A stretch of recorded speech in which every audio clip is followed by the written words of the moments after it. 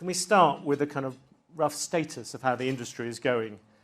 You and your rivals, how close are we now to artificial general intelligence? Or set the stage for us first, and then we can talk about the morality of it all. Yeah. Thanks for having me. I mean, I've never liked the artificial general intelligence or super intelligence. Not because I don't think AI is very powerful, right? I'm not a skeptic. I'm actually extreme in terms of my views of how powerful the technology is going to be.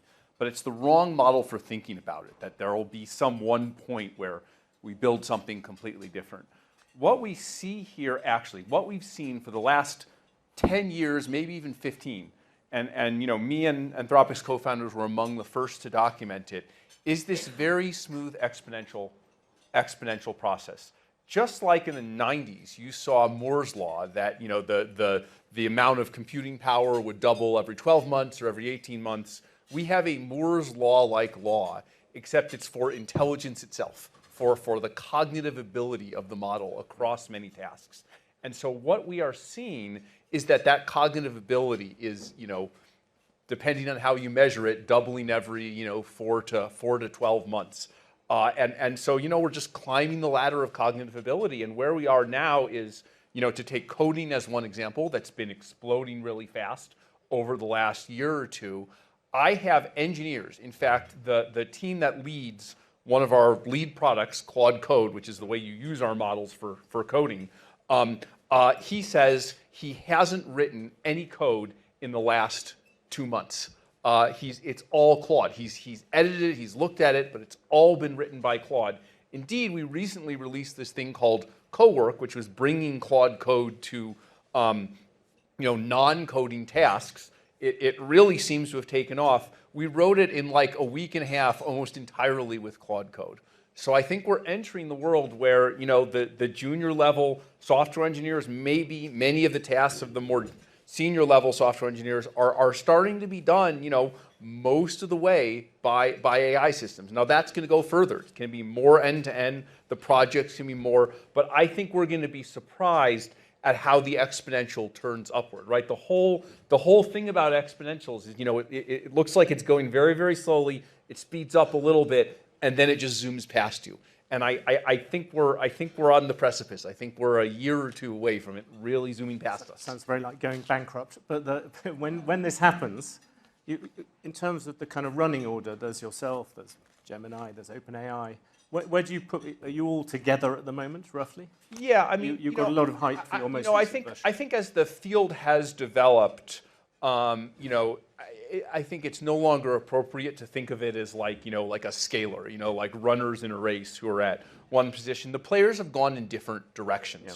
So some of the other players have gone in a very consumer-oriented direction, and that leads you to make your models, superhumanly engaging or superhumanly good at recommending shopping or ads or various things like that. Anthropic has focused, I think, first and foremost on enterprises, developers, and to the extent we do consumer, we're very focused on productivity and the kind of high value end of the consumer work. And so that gives very different incentives, right? If you want to get things done, we talked about AGI and superintelligence before. One of the things I would say is that there are superintelligences today, and they're basically large corporations, right? They're smarter than any human can be at solving the problem of shipping commerce at the lowest possible cost, or making solar panels at the lowest possible cost, or launching rockets at the lowest possible cost. And so there's really high returns to intelligence in this area, which I think incentivizes us to kind of build the right thing. It's also, I think it's a business that is more stable than consumer. We don't need ads. We don't need large numbers of free users. We can just very directly create value, right? There aren't all these weird externalities of like you're prioritizing engagement, you're prioritizing these other things, you're generating all this slop. We just make stuff that people can use. A year ago here, you said the Chinese were catching up a bit. Do you think now the Chinese have fallen behind? I think they never really caught up that much. So, of course, there was this huge excitement around DeepSeek, right? But, the truth was a couple things. One, those models are very optimized for the benchmarks. It's actually very easy to optimize a model for a finite list of benchmarks. When we go out into the world, right? When we're competing against other companies for enterprise contracts, we see, just honestly and candidly, we see Google and we see OpenAI. Every once in a while, we see a couple other US players. I have almost never lost a deal, lost a contract to a Chinese model. But now you have the Trump administration, and I think you've already protested about this, giving high-speed chips, NVIDIA chips to the Chinese. That's right, that's right. The thing that is holding them back, and they've said it themselves, the CEOs of these companies say it's the embargo on chips that's holding us back. They explicitly say this. And now, indeed, there are some policies, and I hope they change their mind, to explicitly send not quite our latest generation of chips, although it was reported that even that was being considered, but the generation of chips that's just one back, that's still extremely powerful. And we are many years ahead of China in terms of our ability to make chips. So I think it would be a big mistake to ship these chips. The analogy I thought of, if you think about the incredible national security implications of building models that are essentially cognition, that are essentially intelligence, right? I've called where we're going with this a country of geniuses in a data center, right? So imagine 100 million people smarter than any Nobel Prize winner, and it's going to be under the control of one country or another. So I think this is crazy. I think it's it's a bit like I don't know, like selling nuclear weapons to North Korea and bragging, oh yeah, Boeing made the case. So your friend David Sachs is basically arming the Chinese. I wouldn't refer to any particular people, but I would just say that this particular policy I think is akin to is not well advised. Another issue in this, you could be right. All this technology be going in the right direction, but economically we could be heading towards a bubble. Do you think that's true? Yeah. So I would separate out the two things. One is the basic exponential. And that's what we've been talking about. That's been kind of the technological direction.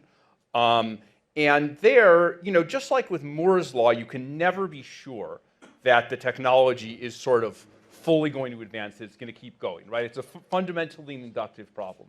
But now that I've seen well over a decade of it, I would say I am pretty confident that it's going to continue, or at least I'm more confident than I've ever been at any time in the past, that it's going to continue to where the models are basically smarter than humans at almost everything. And I think there's a good chance that even happens in the next year or two. Again, seems far away, but this property of exponentials that they catch you by surprise. And if it's not a year or two, I think it's pretty likely that it's at least less than 5 years, within the 2020s. I think this moment will come in the 2020s. So kind of, I'll get into the economic. That's the AGI. Yeah, I'll get into the economic diffusion, which I think is complicated. But I don't want anyone to forget, that that as long as we have that fundamental technological gain, there's going to be many trillions of revenue, maybe many trillions per company in this area, because the economic potential is so great. Now, there's a separate thing, which is that we don't know how fast enterprises, companies, are actually going to be able to use this technology, right? The uses of this, what the technology is capable of today, is probably 10 times what the enterprise of the world are able to deploy. And I see it with our customers every day, where I'll talk to a CEO, and they'll understand, and their executive team will understand the power of this technology, for automating customer service, for coding, for many other things. But they have a company of tens of thousands of people who are perfectly brilliant people, but experts in something that is not AI, and have to learn to use AI. And that, different names for it, change management, enterprise transformation, whatever it's called. The need to do this is very slow. It can take years. And so we have this powerful technology that I have an incredible amount of confidence will generate trillions in revenue, but we don't know exactly when. Plus or minus a few years, we don't know exactly when. And in the meantime, companies have to buy compute to serve all that revenue. And you don't want to buy too much because you could financially overextend yourself. And you don't want to buy too little because then you can't serve all the revenue.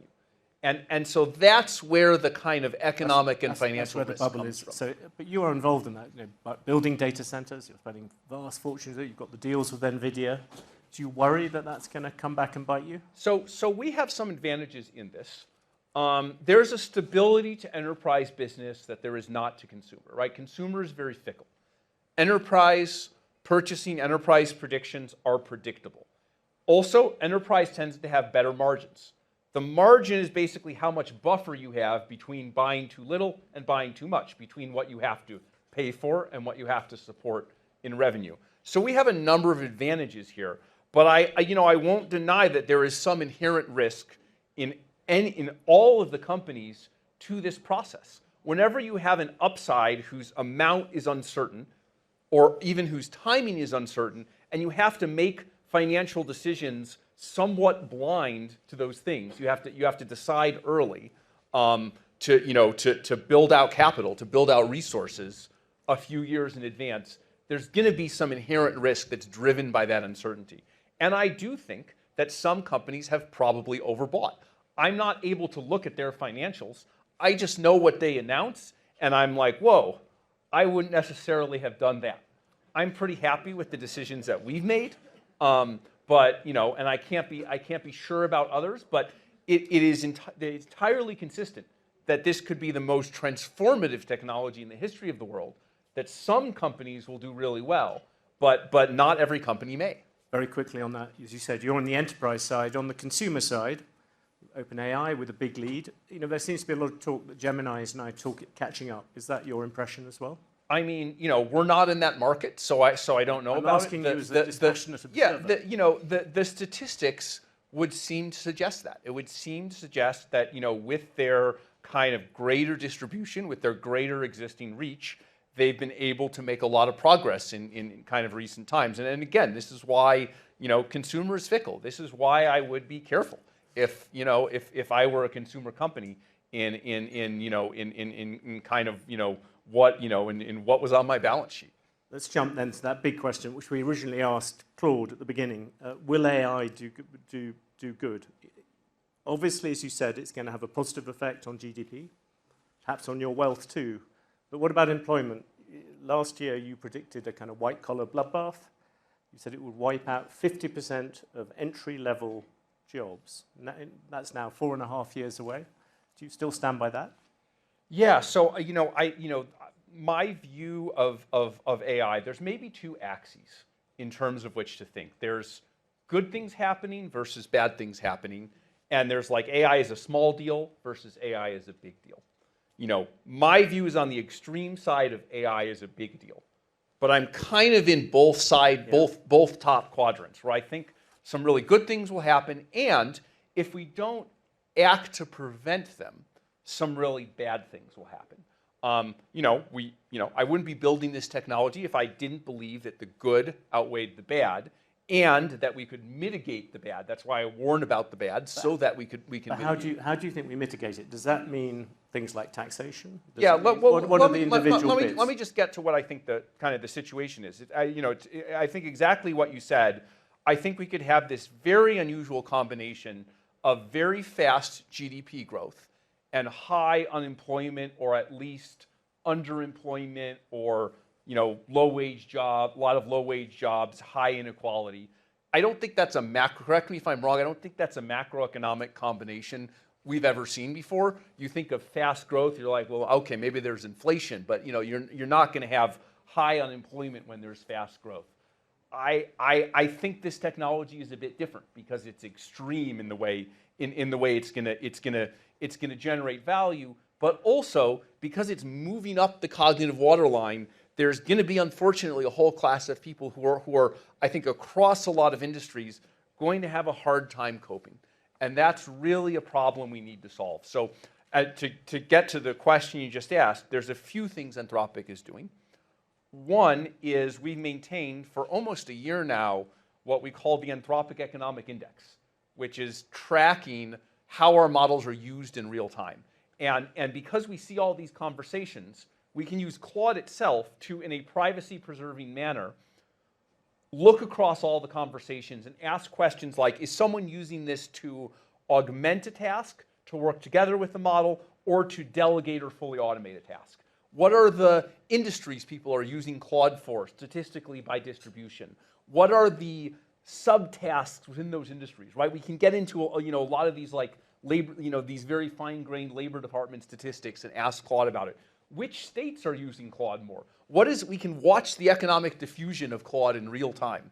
And so the reason to do all this is that I don't think you can make good policy if you don't have the right data. And I worry that the data that the government produces, as comprehensive as it is, just doesn't move fast enough and isn't detailed enough for this. So that is kind of our first contribution. We are thinking increasingly about this kind of, I don't know if you want to call it retraining or ability to help people adapt.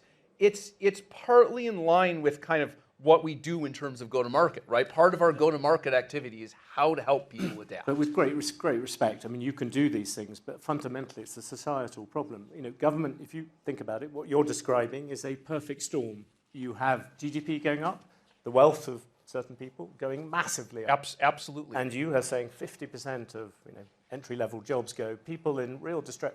You are surely going to see a political change coming from this. And my personal bet would be, yes, you're going to get people trying to restrain the tech barons, but you would also get people saying, let's have higher taxes. We need to pay for this. Do you think higher taxes are coming? So, my view, again, I was going to the kind of voluntary stuff we could do first, but I actually do believe that. I think this one is going to be big enough that, at some point, I think everyone's going to come to the realization that there needs to be some kind of macroeconomic intervention there. If we look at just the disparities in wealth that we have now, if we look at it as a fraction of GDP, I believe we've kind of exceeded the Gilded Age already, and this is mostly without AI. So I think things are going to go even further, and so my guess is this is not even going to be a partisan thing. There's a wealth tax now in California. Are you supportive of that? No, I think that's poorly designed. Okay. And my worry would be if we don't think about these things in a sober way, then we'll get things that are kind of poorly designed. So that would be my message to the others in the world who are doing well in this boom, is that if we don't think proactively about how to make this revolution work for everyone, we will get these proposals that don't make sense.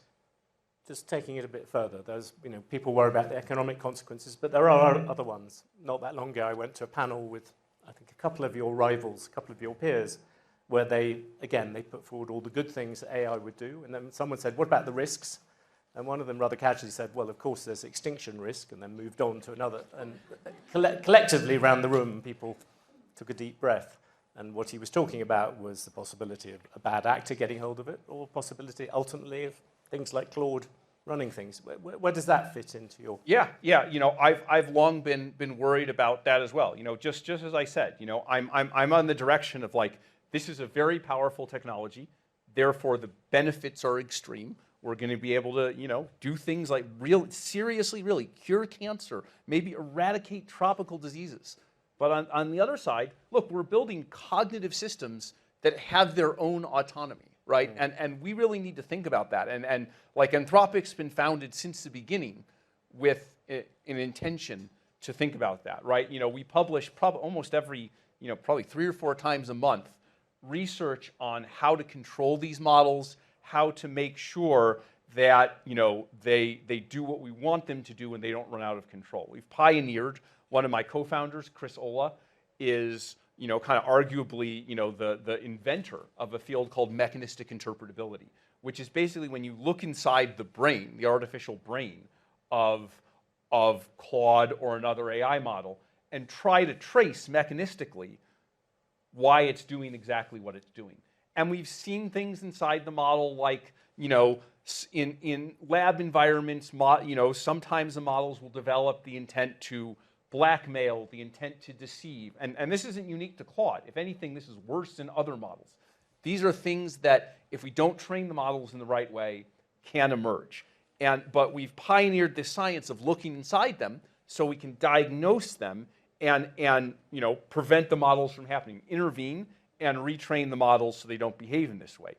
That said, this is something we have to be careful about.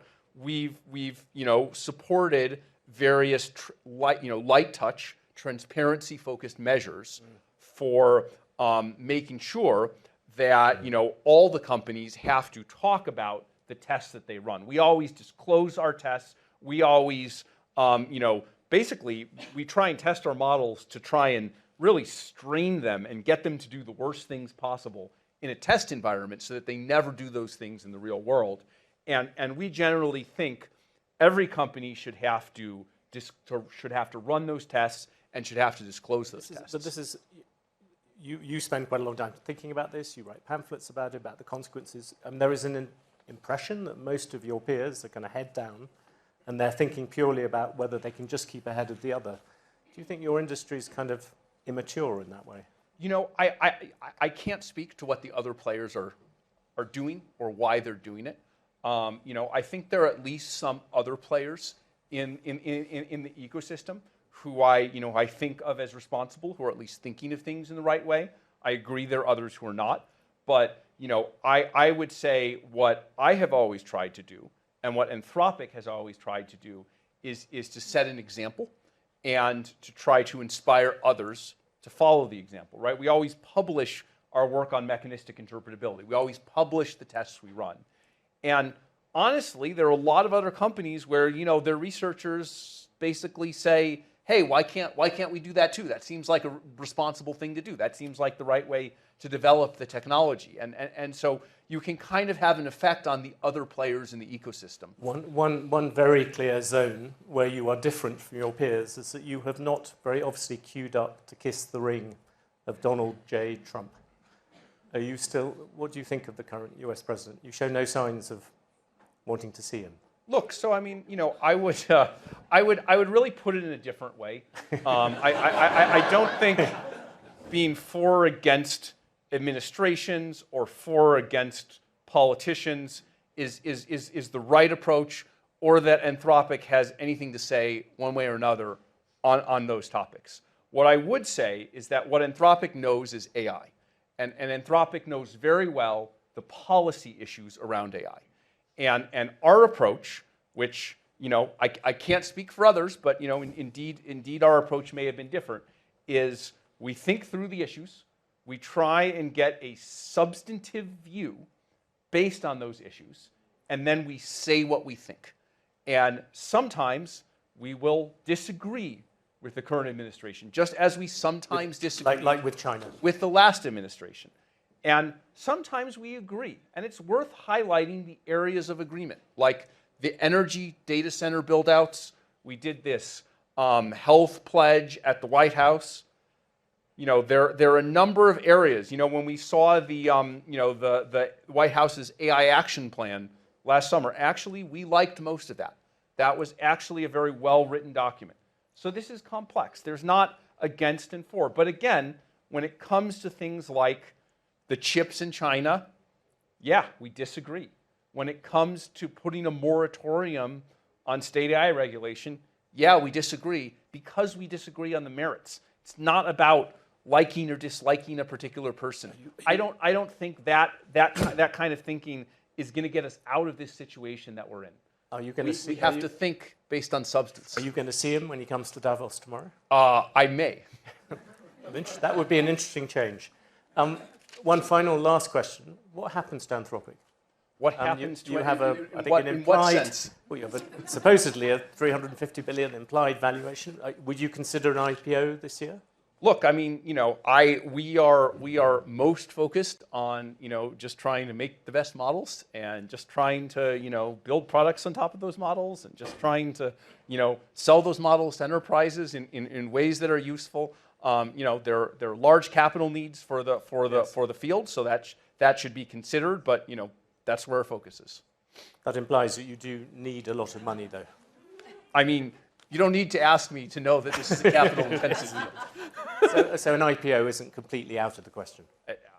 It's never completely out of the question. Both the IPO and Donald Trump are both possibles in your life. Dario Amodei, thank you very much for talking to us. We now know all about mechanistic interoperability, and we've had a view inside your brain, and it's not a bad one. Thank you very much. Thank you for having me, John.